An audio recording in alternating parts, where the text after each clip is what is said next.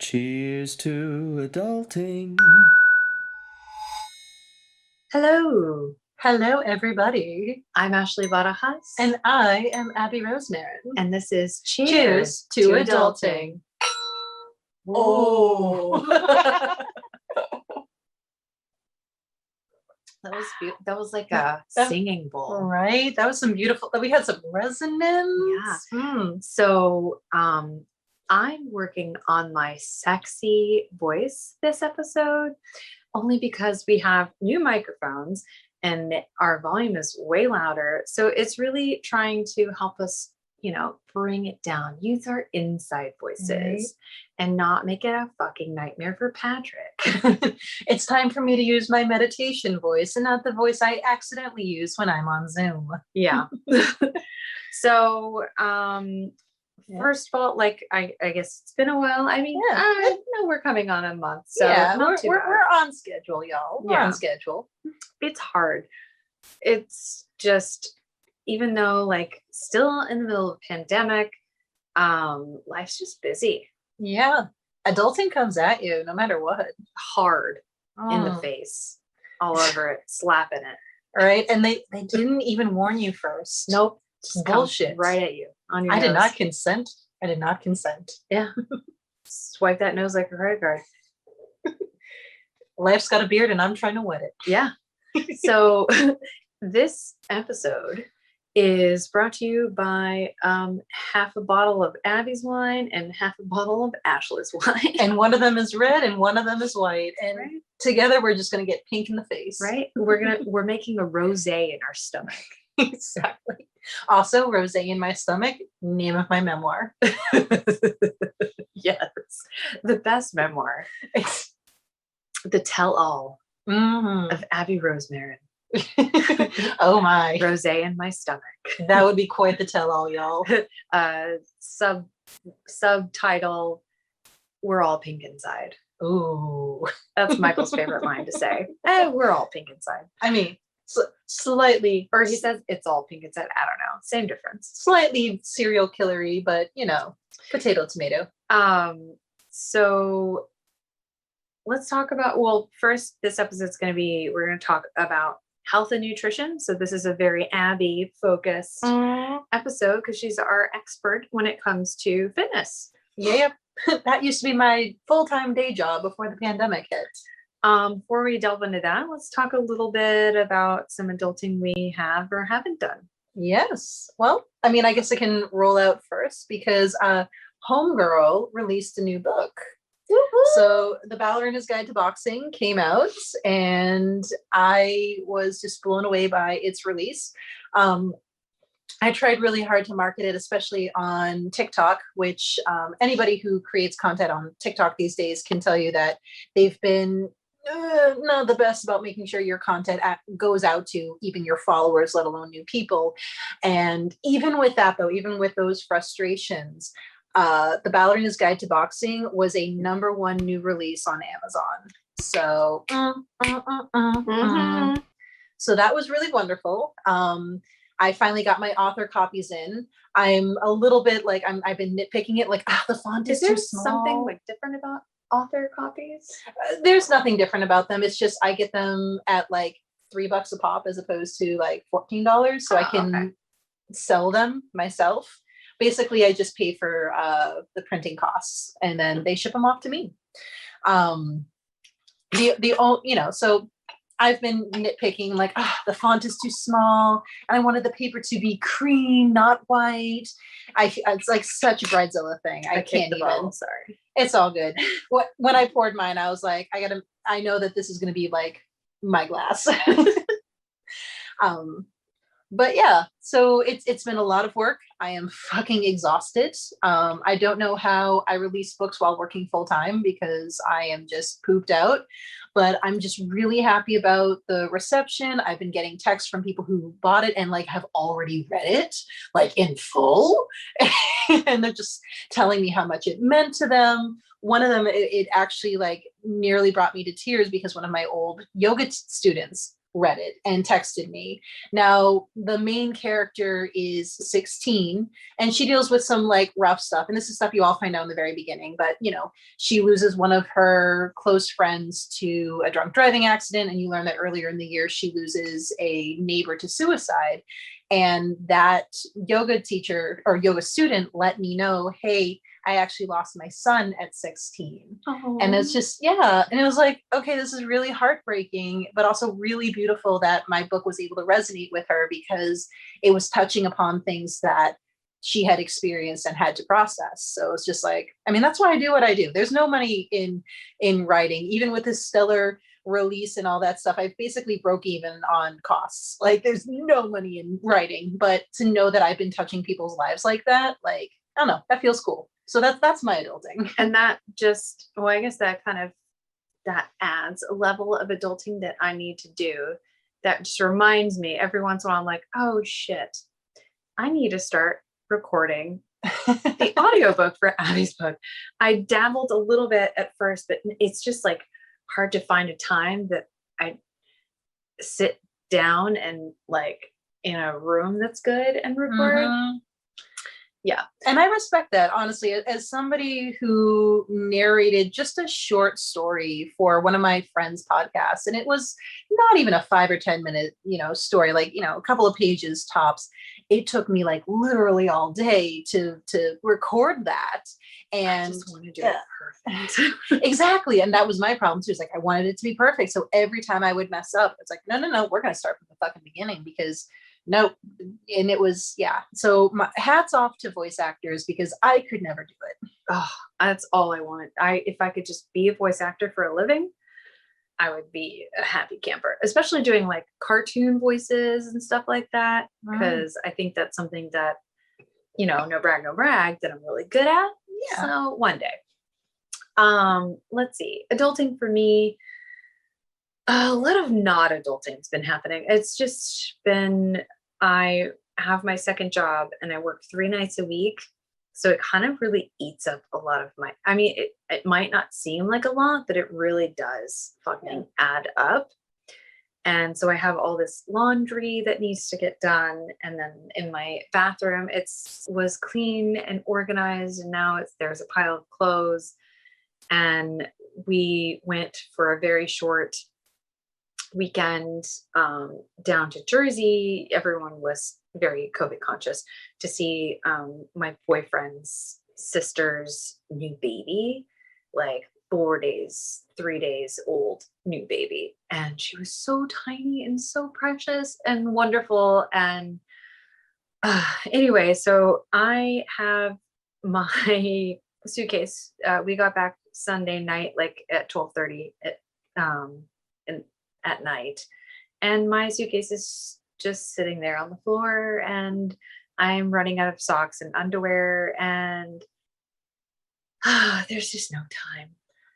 But as I see it, the fact that you even have your head above water in any capacity where you have a full-time job, and mind you, a new full-time job too, and then a part-time job that eats up 3 nights of your week every week, like that's amazing. Like I had, I don't know if I talked about it too much on the podcast, but I had jury duty off and on January and February, and those were as close to a 40-hour work week as I had gotten, and nothing was getting done.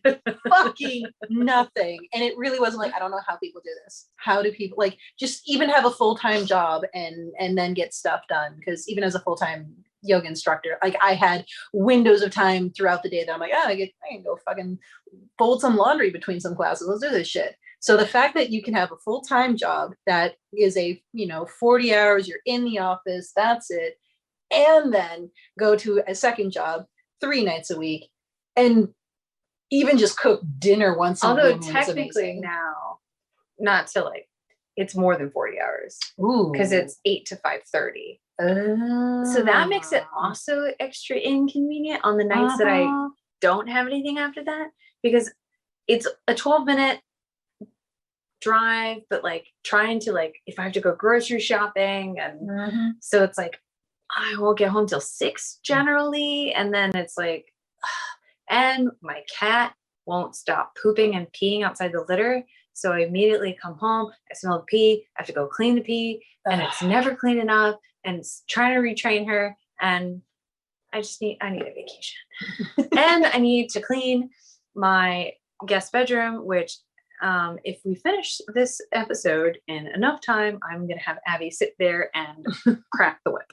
I'm going to be the ADHD buddy. She's a good ADHD buddy. And not a fact, I was about to say fun fact. Well, I guess it is a fact that Michael, I've been learning more about my ADHD, ADD, and just like certain things that affect my life because of it. And in turn, gross stink bug, educating myself, I'm educating Michael, and he is just wonderful. And I told him, I was like, because we want to spend more time together, not with what little time I have. And I asked, I was like, would you be my ADHD buddy when I need it?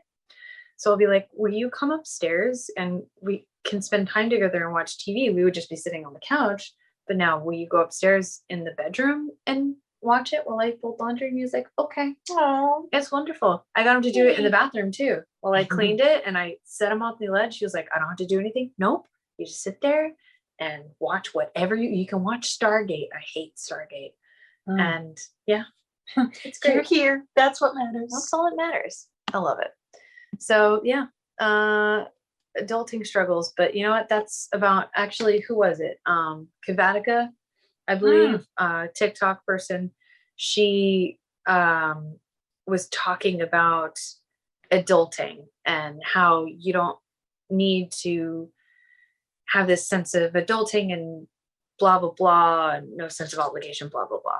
And it just made me think about that. Something we really try and reiterate on this podcast is that nobody's perfect. You don't have to have all your shit together, especially like as two people who are neurodivergent. We extremely relate to that. And even if you're not neurodivergent, you still have plenty of excuses because being an adult is hard. We're not meant to be working 40 hours a week. Like the people that could have done that, they were housewives, man. Yeah. Or they had fucking maids and servants and shit. So the fact that you can't keep a house clean, cook dinner, take care of your kids, your animals, do your taxes and all that bullshit, and like still have sanity, it's okay. Because like this was not what it was supposed to be. This work week was not meant, it was meant for the 1950s, and this is how it was. The man would have the 40-hour work week and the woman would stay home and cook and clean and look after the kids and do all the other stuff. So, because let's be real, being an adult is a full-time fucking job. It's you have no idea. It's not even schadenfreude, but I get so much delight and a sense of relief when someone I really admire, a fellow adult, that I feel like they have their shit together, and I'm like, their house always seems organized or clean anytime I come over.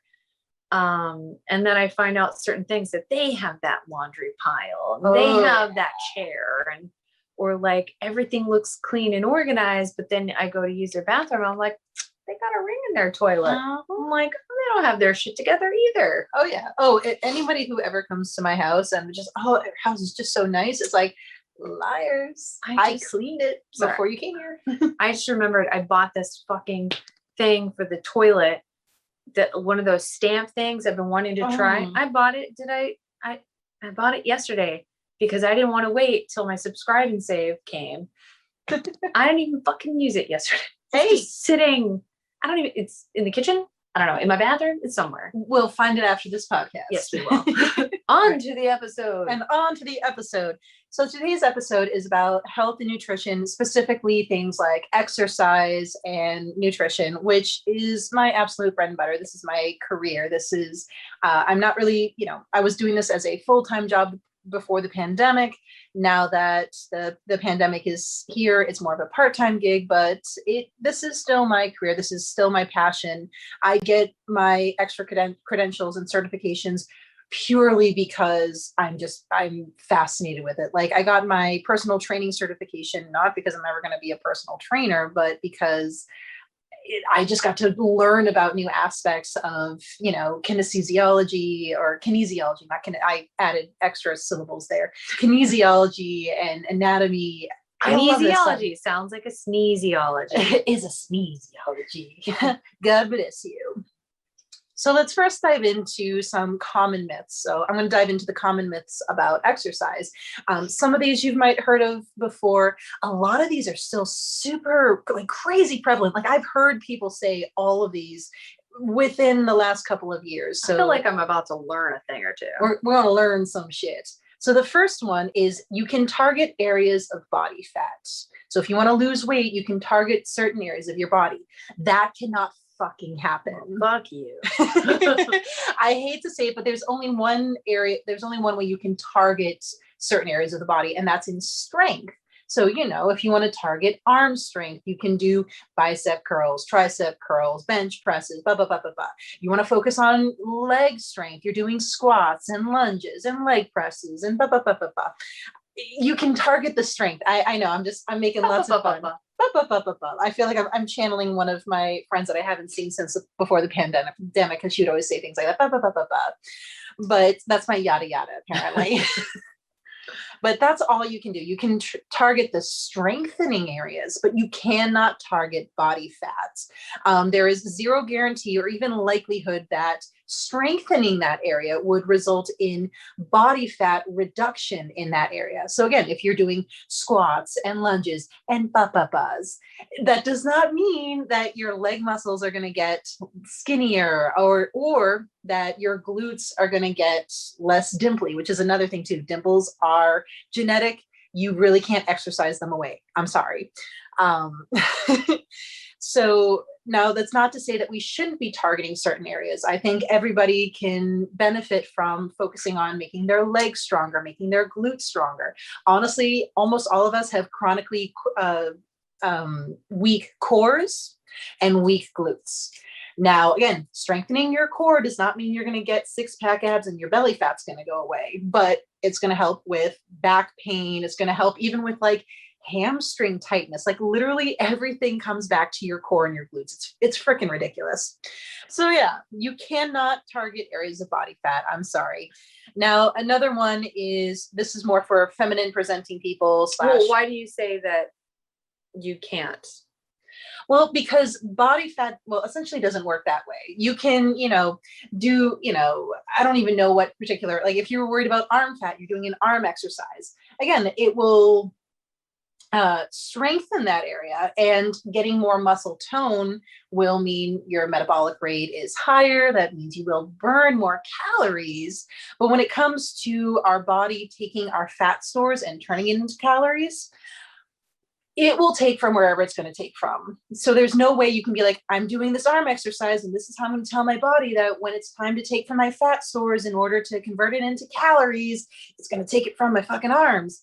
It's going to take it from where it gets it. And unfortunately, especially for those of us who were born or assigned female at birth, it's usually the areas that are considered low priority, unfortunately, our boobs.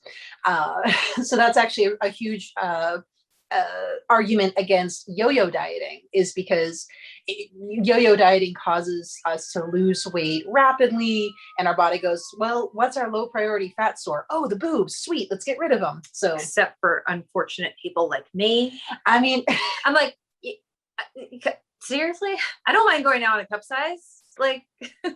Take a little bit, right? I've got enough to spare. And that's the other thing too. It's also genetics, that whatever's going on in your DNA that will say, hey, take from this area, take from that area when it's time to again, transfer fat into calories. But there's no way to do a very specific exercise that will tell your body, hey, when it's time to do that, you're going to take it from this area specifically. It's going to take it from where it's taking it. And it's really frustrating as somebody who's been like, oh, I don't like how fat is building along X, Y, and Z part of my body. There's nothing I can do. My father-in-law, who is a physician, when Isaac was asking about losing weight, especially losing belly fat, and he was like, well, the best thing you can do is run. He's like, oh, running will get rid of belly fat? He's like, well, no, running will get rid of fat. And eventually it'll get from your belly as well. And that's basically, and actually I'm going to touch upon running as well in a little bit, But I'm going to dive into my next myth, which is for those of us who are feminine presenting women, so on and so forth, that lifting weights will bulk you up. Now, this is something that is just freaking anathema in the personal training world, the fitness world, that women don't want to lift weights or do anything that is resistance intensive. I want to look fucking swole as fuck. I don't care what anybody says. I want to look fucking jacked. Yeah, I want to have biceps bigger than my boyfriend because I'd be like, I can beat you up. I can't though. It doesn't matter how strong I am because he knows Krav Maga. I mean, kick my ass in martial arts. But yeah, who doesn't want to look fucking jacked? Right? Well, I mean, I honestly think that is unfortunately a relic of our culture. Yeah, society, unfortunately, especially that early 2000s. You've got to be, super twig skinny and like basically like this big, like you can wrap your pinky and thumb around your bicep basically. But here's the thing. First and foremost, look at female MMA fighters. And secondly, look at, say, me. I always love to use this when people talk about, I don't want to bulk up, blah, blah, blah. It's like, okay, I'm a circus performer. My entire, like, twice a week, 3 times a week, I am practicing climbing things and doing very upper body intensive stuff. My lats are strong AF. Do I look bulky? No, I don't. It is actually very hard for those of us who are, assigned female at birth, feminine presenting, even those MMA fighters. Some of them are training super hard, best in the world, and they still don't look that jacked, at least compared to, I don't know, a female bodybuilder, which again is a very specific body type. They're training in a way to bulk themselves up, and it's a lot of work. Again, you're not going to bulk yourself up. However, doing resistance training, weight training, that helps you with bone density, that helps you with calcium, keeping calcium in your body, producing calcium in your body. Again, that higher muscle percentage in your body. If you've got higher muscle tone going on, you're going to have a higher metabolic rate. So again, if you're looking to lose weight, having that muscle on you is good because muscle burns fat in order to exist. And also, like, you're going to be more genetically disposed to certain muscles that are going to, like, with, for example, Michael's calves, without doing anything, they're like just super, strong and big. My calves, no matter what I do, they will always look like chicken legs. So let's get into another myth, which is that exercise turns fat into muscle. Now, I don't know what Harry Potter, abracadabra, magic shit would be going on to turn fat into muscle, but unfortunately, that's just not how it works. Now, you can gain muscle and you can lose fat. And as I mentioned, as you are gaining muscle, you're going to have a higher metabolic rate. That means a higher likelihood that you might be using up your fat stores and turning them into calories. However, that fat is not going to magically transform into muscle fibers like that. If you've got that fucking happening, that is amazing. You need to be submitting yourself to Johns Hopkins or something for medical research because that's just fucking cool, man. Now, another myth is exercising during the morning, during the night, that the time of day matters in terms of exercise. Here's the thing. The only time that matters is the time that works for you. So does early mornings jazz you up for the day? Awesome. Do an early morning exercise. Does end of the day exercise help get rid of that excess energy and help you go to bed easier? Awesome. Do end of the day. Does middle of the day help you out because it restores your energy? Awesome. Do middle of the day. There is literally no magical schedule or timetable for exercise. There's no point where your body goes, oh, wait a minute, it is 2:30. This is when I'm going to burn them calories. Any other day, fuck that shit. No, that's just not how it works. And lastly, and this one, I think a lot of people get a little upset about, but I'm going to say it anyways. Oh, she's going to stir up some shit. I'm going to stir some shit. Running/cardio will help you lose weight. Now, here's the thing. Again, things like cardio can tone up leg muscles. You can get stronger legs as a result, stronger core as a result. And that will help your metabolic rate. It will help, you burn more calories through the day. But anybody who's ever done like a calorie burn tracker during, say, elliptical or Just Dance or treadmill or anything like that can recognize it takes a lot of fucking work to burn like 300 calories. And that's like what? Absolutely nothing. So here's the thing. I love running. I absolutely love running, but we were evolved to run. Like literally the reason why we sweat and we're weirdly hairless and like we are on two legs is because our ancestors were persistence hunters. They basically ran the deer until the deer overheated and fell to the fucking ground. And we didn't overheat because we sweat and we were cooling off and we knew how to run that long. As a result, we're very efficient running machines. Now, again, that's not to say that if not my Zelda right now, need some more stamina pots. I mean, but once those pots get in, like we're good game, bitch.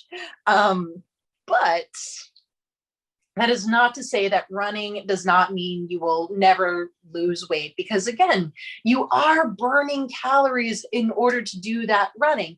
If you are a distance runner, you have to worry about making sure you're fueling properly. However, in terms of ROI, it's fairly low. Now, that is not to say to not do cardio. Please do cardio. Cardio keeps your lungs efficient. It keeps your heart efficient. You keep everything moving in general. Endorphins. Exactly. The endorphin rush is amazing.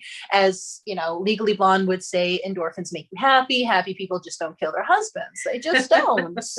The number of times I have quoted that is just astronomical. However, if you are doing cardio for any other reason other than I want my body to be efficient, I want my heart and lungs to be healthy, I want that good endorphin-y feeling, you're going to be disappointed because it's actually a very inefficient way of losing weight. But again, if your choices are do cardio or do nothing, still, please fucking do cardio. So that is it for the common myths about exercise. And we're going to just switch over a little bit and talk about the common myths for nutrition.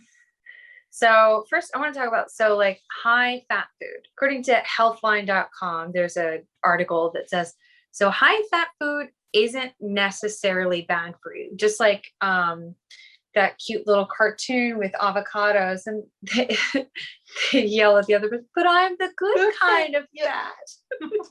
Because they're, or coconut oil, it's gone back and forth that people talk about, it's got fat and yada, yada, yada, but it's good for you. So high fat food isn't necessarily bad for you. Though this antiquated and incorrect theory is slowly being put to rest, many people still fear high-fat foods and follow low-fat diets in the hopes that cutting their fat intake will benefit their overall health. This is straight copy and paste, bro. Dietary fat is essential for optimal health. Plus, low-fat diets have been linked to greater risk of health issues, including metabolic syndrome, and may lead to an increase in insulin resistance and triglyceride levels, which are a known risk factors for heart disease. What's more, diets that are higher in fat have been proven just as effective or even more so than low-fat diets when it comes to encouraging weight loss. Of course, extremes in either direction, whether it be very low-fat or very high-fat diet, may harm your health, especially when diet quality is poor. So of course, like everything in moderation, you want healthy fats. Okay. Exactly. Avocados, fish can have fat, coconut oil, stuff like that. Nuts, have fats, peanut butter, stuff. Low fat isn't necessarily healthy. So that we talked about just now. So when you see things that say low fat, like especially like yogurts and stuff like that, it'll say like low calories and low fat. But if you look on there, there's going to be, or like if you're focused on like carbs, and you think about like carbs or sugar and stuff like that. Yes, but you do need carbs. You need carbs to move your body. That's energy that you need. But of course, you do want to it's always with diet and stuff, it's everything in moderation. But if you look at that yogurts, I saw somewhere, I forgot where I read it, that you should, anything over 20 grams of sugar, you should consider dessert. I'm not saying don't have dessert, but if you're having yogurt for breakfast and it's got 20 grams of sugar, maybe Girl, you're having cake. yeah. And then also look, is it added sugar? If it's like natural sugars, then that's a little in a more okay territory. But if you look at those low fats, supposed to be like healthy yogurts, a lot of them have so much sugar. So low fat, not necessarily healthy. Yeah. And to jump in a little bit, fat is what actually cues our brain that we're full. And there's this weird thing that happens when people have these low fat diets, because again, usually what will happen, because they take fat out, and again, fat is what makes it tasty. Well, how do we make it tasty? Well, we'll put sugar in. And all of these studies are finally coming out, or salts.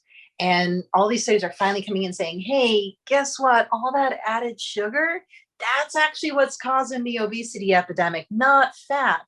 So here you are, you're eating something that's low in fat, so you're not sending signals to your brain that you're full, and you're eating this high sugar, which is going to cause fat buildup in the body. And maybe essentially lead to type 2 diabetes. Exactly. So fat is not bad. Again, carbohydrates, that is our most readily available fuel source. Anybody who has been in a state where they've used up all their carbohydrates and had to burn pure fat, especially us distance runners who have ever done that, it's a fucking miserable experience. You want carbohydrates. And then, so it's hit or miss with vitamins. So vitamins are good, yes. However, like, yes, you want to get most of your vitamins from a well-balanced diet. However, you can't get everything. So, for example, in New England, we have a lack of vitamin D. So and there's no good way really of getting it other than vitamin supplements. So you got to take that vitamin D, get that D in your body, get that D. Get that D. However, I would say a multivitamin, it would be sufficient enough. You really don't need to overdo it with vitamins. Same thing all throughout this podcast episode is going to be everything moderation of one way or the other. Is that at the end of the day, if you're doing too many vitamins, you're just buying expensive pee. You really are. Yes. And then, so having juicing is another thing. Not necessarily a healthy alternative, maybe not necessarily a good choice for your breakfast. Like, I'll just do a juice. Don't get me wrong. I love a good fucking juice. Like, my favorite, like, for juicing would be beets, apple, celery, something else, I forget. So fucking delicious. However, it's not a good meal replacement. You're getting a lot of nutrients, but you're not getting any protein. You're not getting any fiber. So if you like juices, you want to do fruits and veggies and what have you, it'd be better to do a smoothie, because when you juice, you lose a lot out of those fruits and vegetables. You're losing fiber, and you need all of that stuff inside, and you're just getting the juice. Not to say, of course, everything in moderation. And then calories. Less calories isn't always a good thing to help you lose weight, isn't always healthier. It all depends on, for example, Abby is an extremely active person, was even more active before COVID, and she needs a high amount of calories to keep her body going. So it doesn't necessarily mean like she doesn't need to be on like a 1,200 calorie count. I fucking pass out at 1,200 calories. Onto, as someone who has done a 1,200 count, not 1,200 calorie count diet, it's not recommended for adults, not even small humans like Angela Kinsey, small size human. that's a child size amount.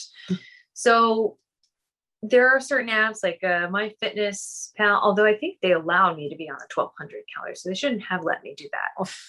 But when I started my weight loss journey, I read about, instead of doing that for calorie count, you should do your BMR, which is your basal metabolic rate. So if you have, I got a fancy schmancy scale. However, if you're prone to overweighing yourself, definitely I would not recommend doing that, because you really don't want to focus on how much you weigh and how much weight you're losing. Just think about like how you fit in your clothes, and we could go into a whole other thing. You just want to be safe and healthy.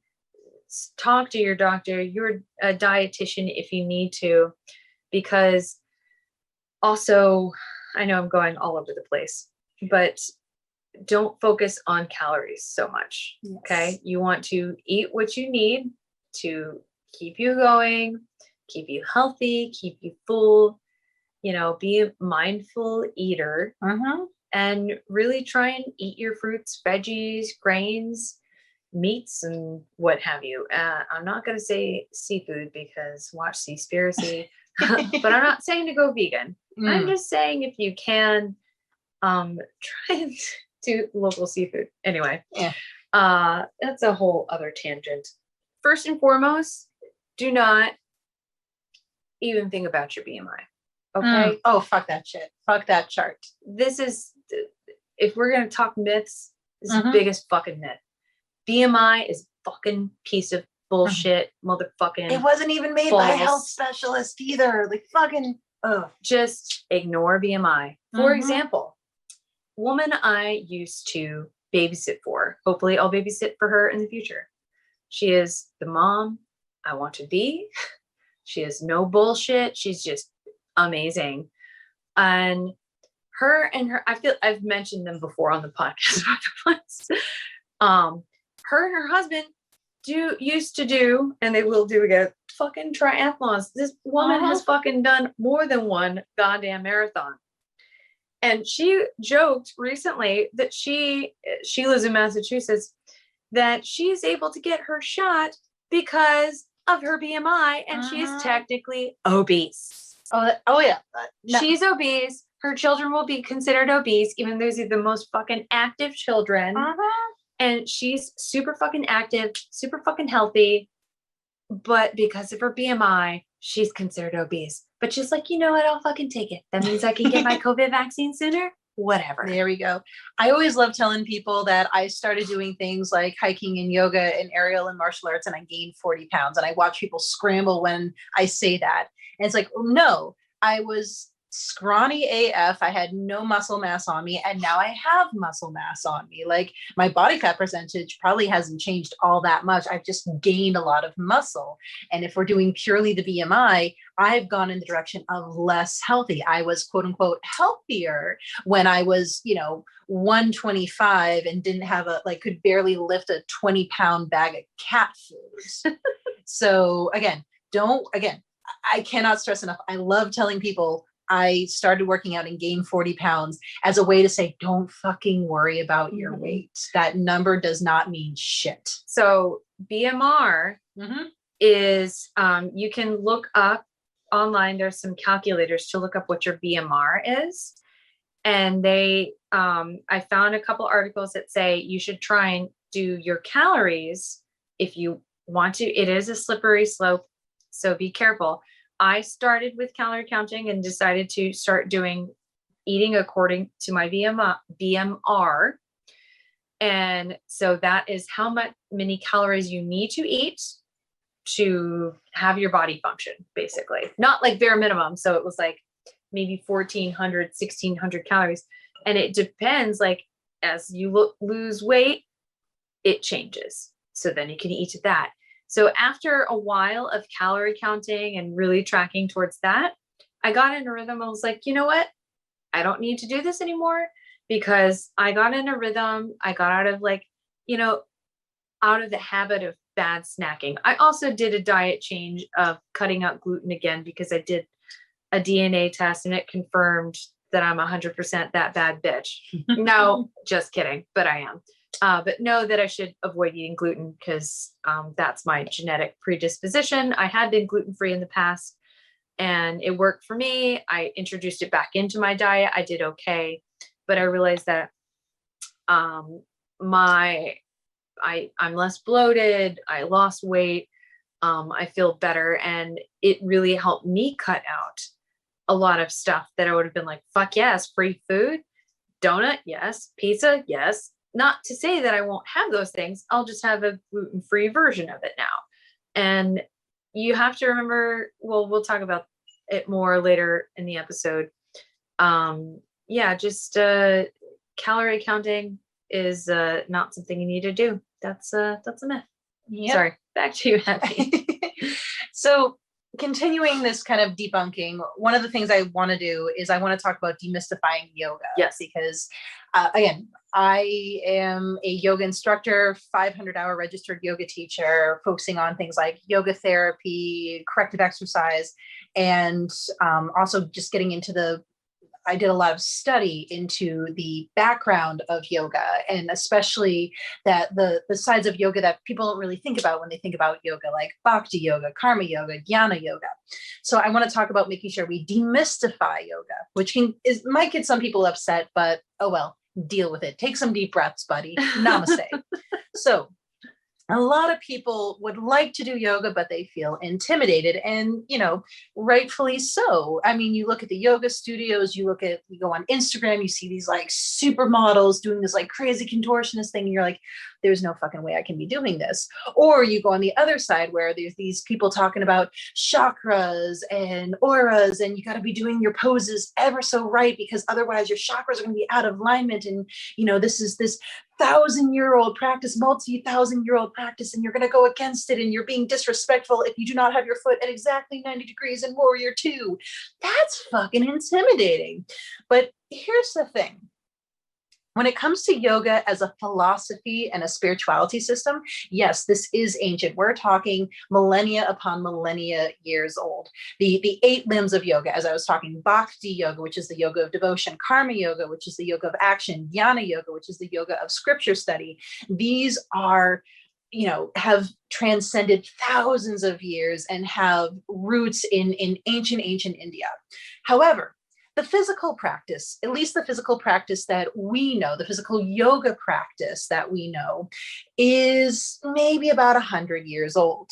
So when it comes to physical yoga postures, we get roughly 12 poses, or at least evidence of 12 poses in the 15th century with the Hatha Yoga Pradipika. However, those postures are basically different ways of being seated while you're meditating. Again, asana actually literally translates to seat. It doesn't translate to pose for those of us who've heard asana in terms of a posture practice in yoga.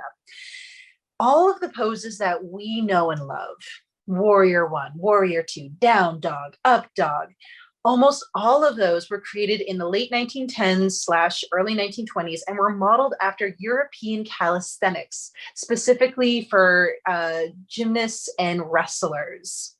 Now, I cannot stress enough that this is not necessarily a bad thing and shouldn't invalidate any criticisms about colonizing yoga in the West. In fact, this is an argument for those who say put on bindis and rename themselves Shakti Brahma, even though they're, this blonde Irish chick with blonde hair, and they completely co-opt something that they have no fucking knowledge on just because they can do, 10 sun salutations every morning. A friend totally named her daughter Bindi. Oh my goodness.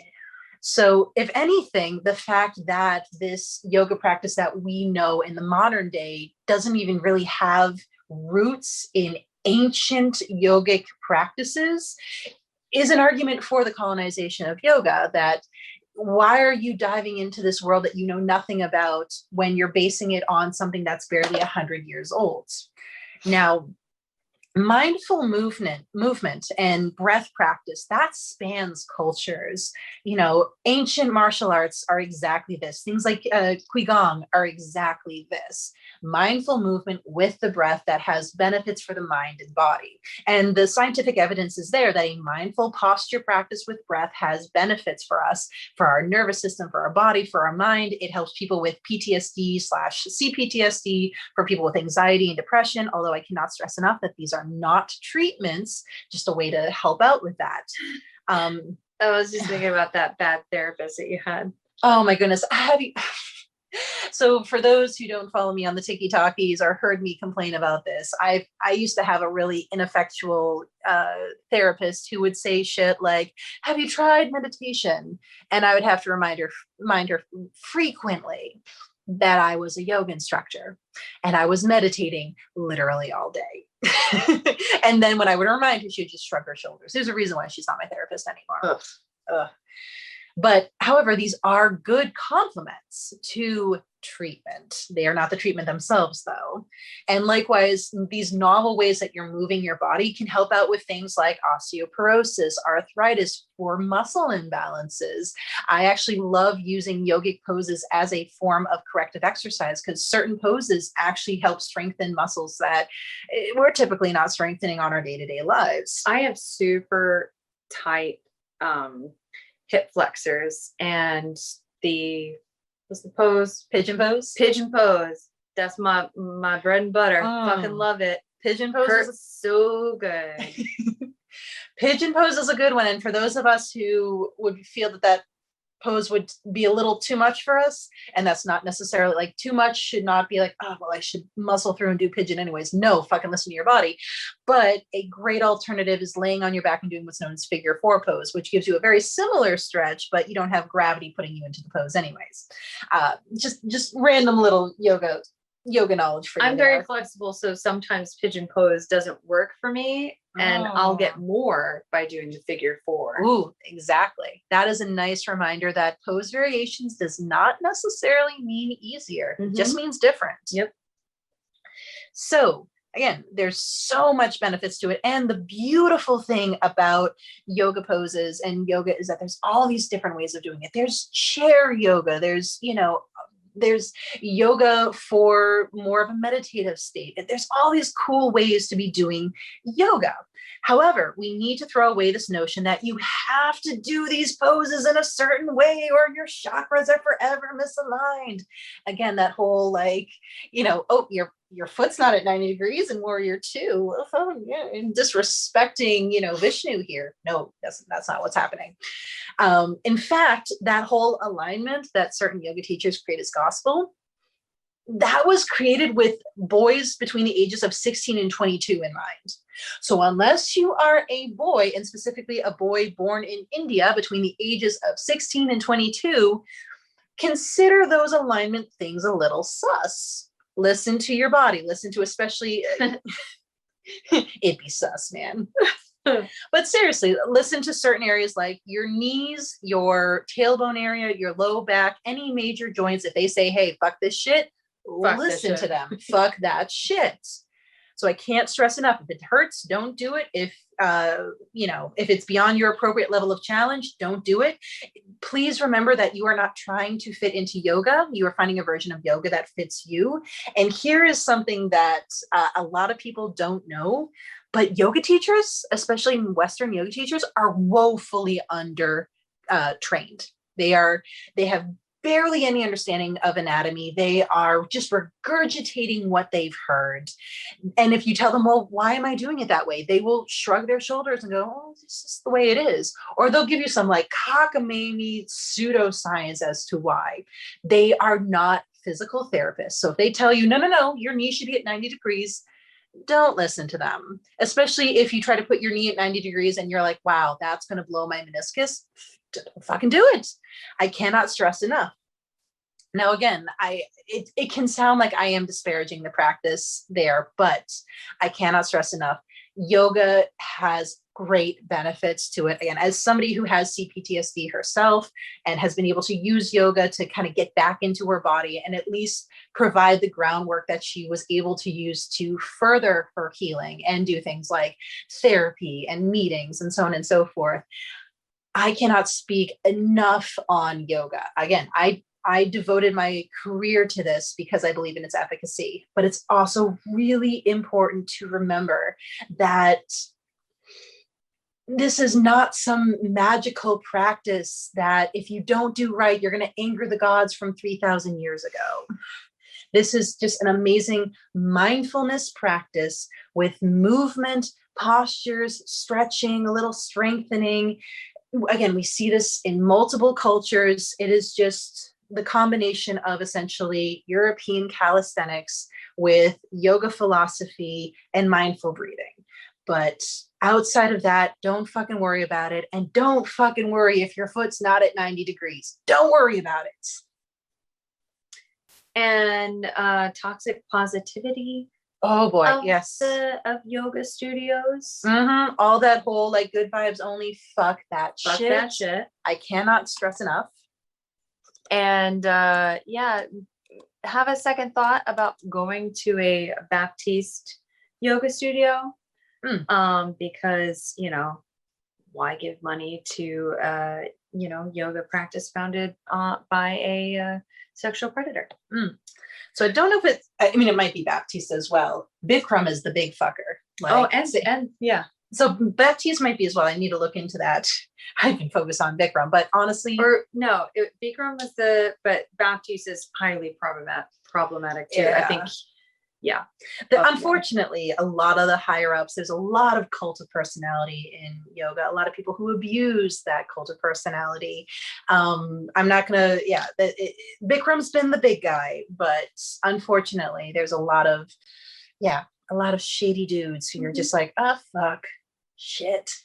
Ain't Don't give nothing them wrong your with money. doing some free yoga videos on YouTube. Exactly. At home. Just do whatever feels right. Exactly. And then I'm just going to do it very quickly on a little more on food. So like Whole30, keto, paleo, all of that. Well, maybe not all of it, some of it. So for example, Whole30, it's a good concept.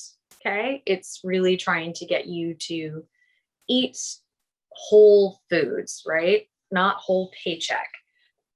Fruits, veggies, stuff like that, trying to get away from processed crap. So Whole30, like any drastic diet, can pose problems for it's just too much restriction, especially if you already have an unhealthy diet. Whole30, for example, has you eating only whole foods. No sweets except for fruit, no alcohol, no dairy, no bread, no grains, even no legumes. So when you restrict yourself cold turkey, it's really hard for people to stay on that path. And when you slip up hard because your body is suddenly in overdrive. It's really craving the things that you're suddenly depriving it of. Like sugar's pretty much a drug. And so is dairy, cheese. I fucking crave that shit all the time. So from Business Insider, while Whole30 aims to improve people's relationships with food, it can sometimes have the opposite effect, shaming people into feeling awful for slipping up and eating a bad food, or forcing them to give up on the diet because they decide that they don't have what it takes. So Whole30, also I read about how it does have, there are some pros and cons about it. Okay. It's just, you need to talk to your doctor before doing any sort of diet or your dietitian. So Whole30, some people use it as a way to figure out what sort of foods give them issues. However, since you're depriving yourself of a lot of stuff at the end of 30 days, when you start to slowly introduce stuff, regardless of whether or not you actually do have issues, you might automatically start having issues. For example, dairy. So our body is not meant to keep consuming cow's milk. So we have our mother's milk, and then once we're, weaned off of it, our body stops creating the enzymes to process dairy. And the only reason we drink cow's milk, I'm not saying you have to stop drinking cow's milk. Like, I love cheese as much as the next person, but my body doesn't. We're not meant to keep drinking that. Okay. The only reason we do drink cow's milk is because we domesticated cows. There's my anthropology side coming out. We domesticated them. That's why you see in places where cows were not heavily domesticated, such as Asia, where a lot of people are lactose intolerant. So when you do Whole30 and you stop, you're not using these enzymes, your body stops creating these enzymes to process dairy. So even though you're not a lactose intolerant person, fuck you, only because I'm jealous. When you like have some yogurt or something like that, your body is not going to react to it that well. And you think, oh, maybe I should not be eating dairy and stuff like that. So if anything, you could take a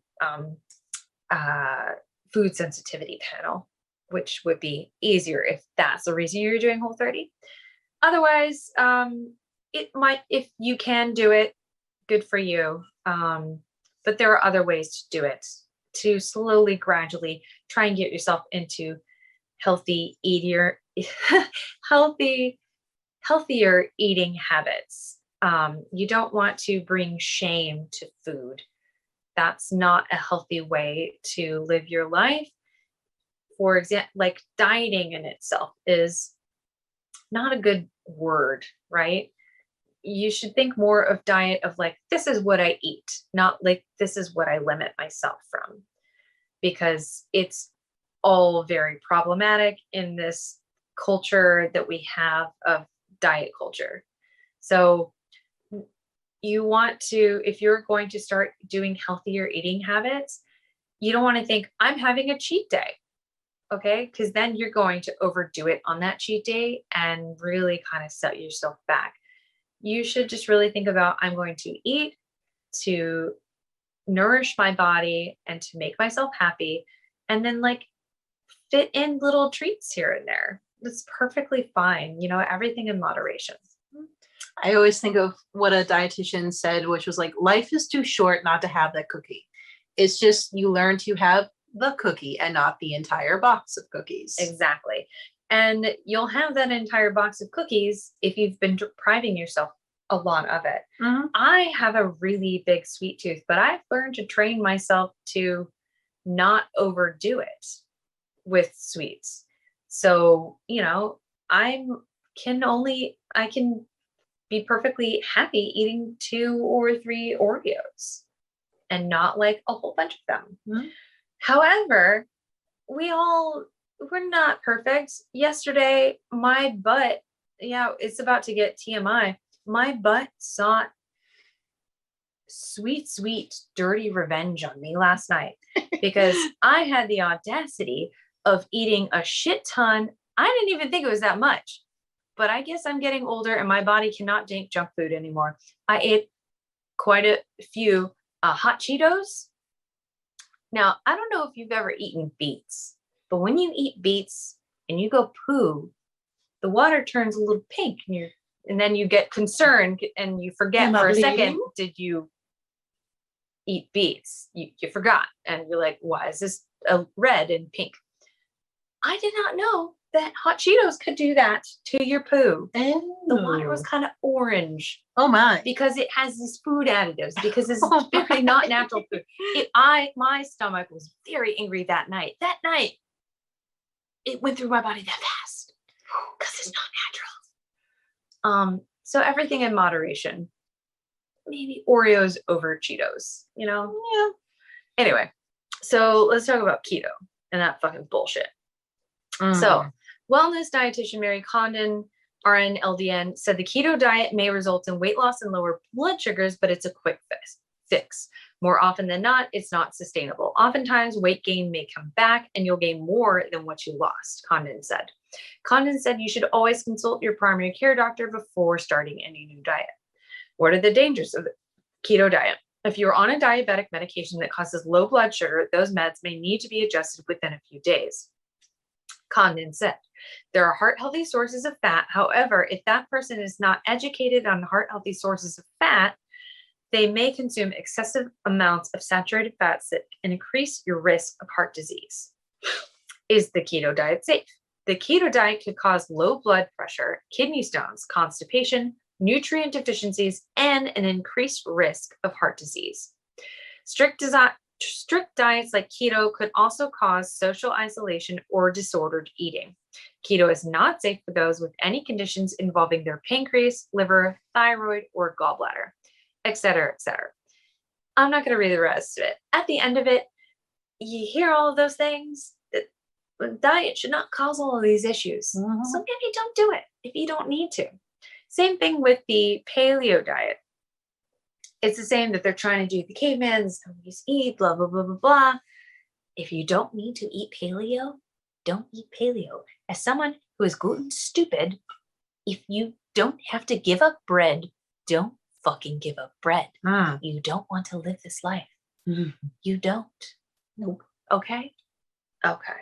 Life is too short not to have that piece of bread. Whole grains are good for you. They're good for your body. I have to find them elsewhere. Okay? So get them. Get it. Get it.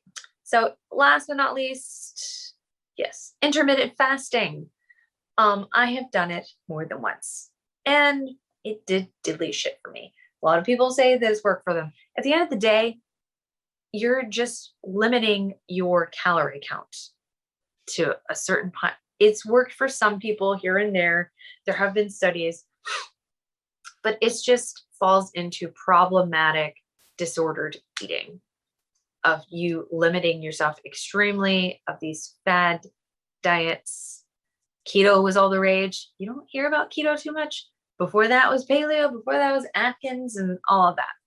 So while some people find intermittent fasting helps them succeed in their weight loss goals, some studies show that it's not much better or about the same as restricting calories in general.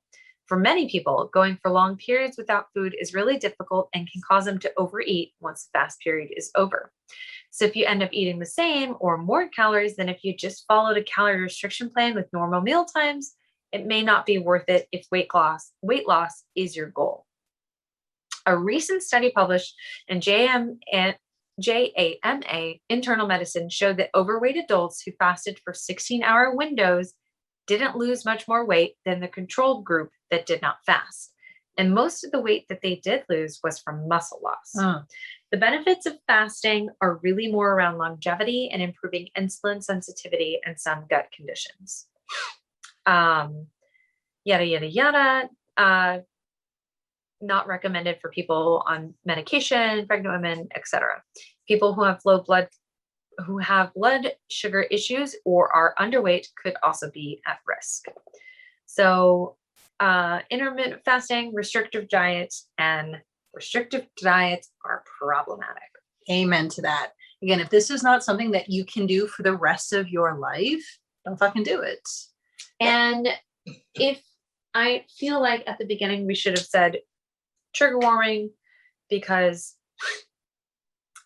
this might not be an episode for everyone, because we are talking about food and weight loss and nutrition and exercise, and that can be very triggering for people who suffer from an eating disorder, who have suffered from an eating disorder. Well, at the end of the day, if you had an eating disorder, you're also always battling it.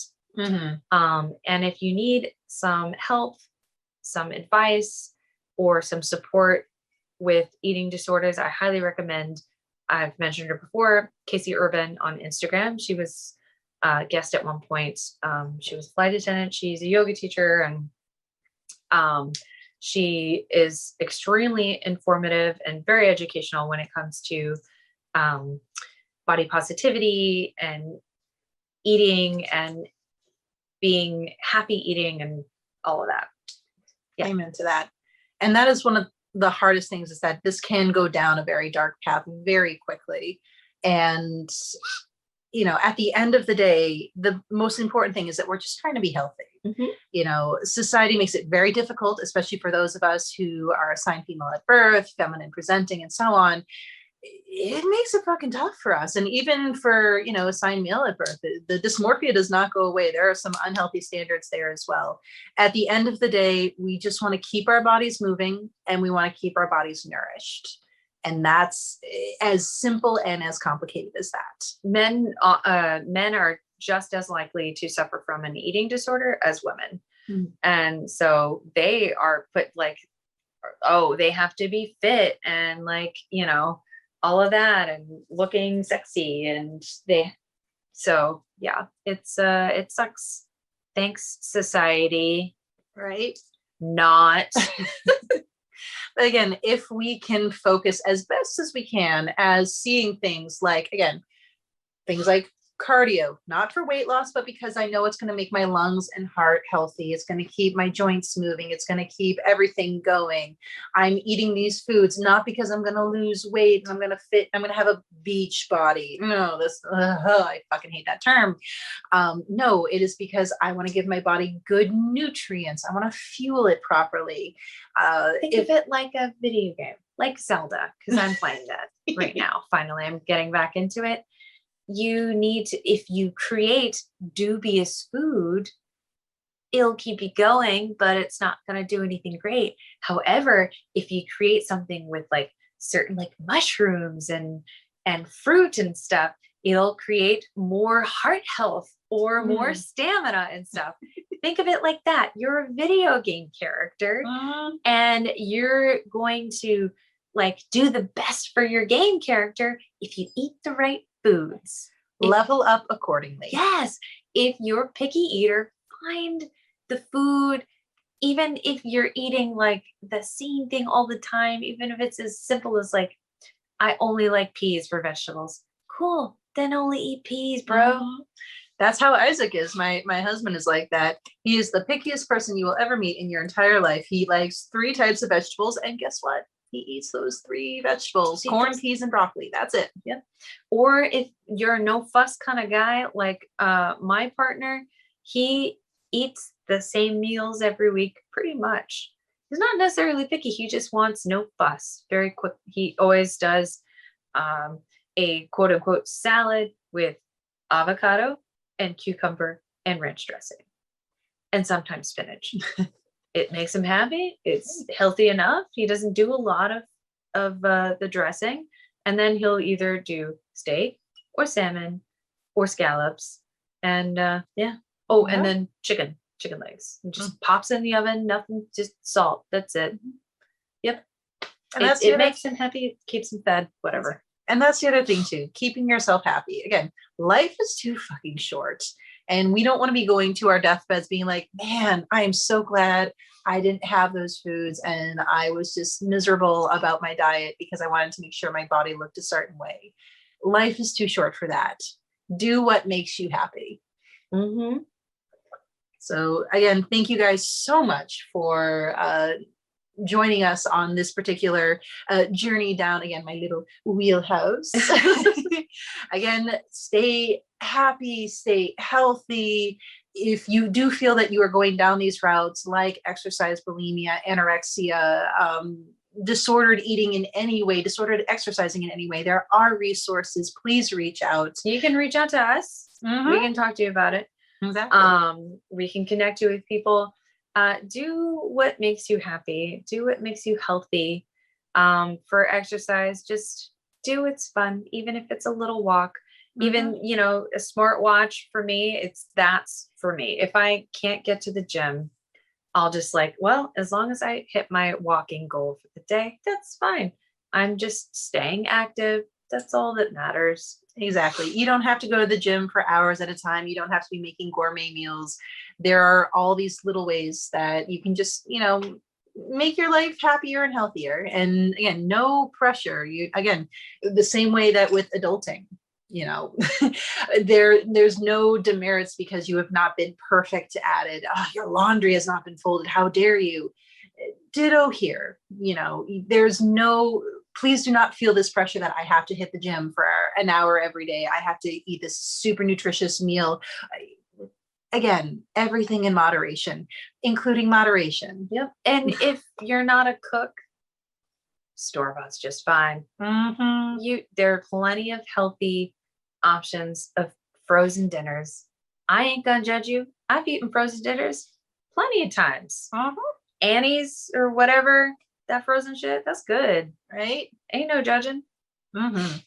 So again, thank you guys so much for joining us today.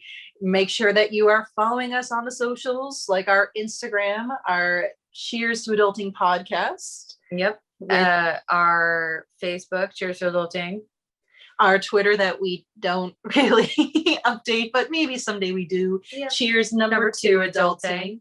And of course, if you want to email us, especially if you feel that you need to reach out in any ways, cheers to adulting@gmail.com.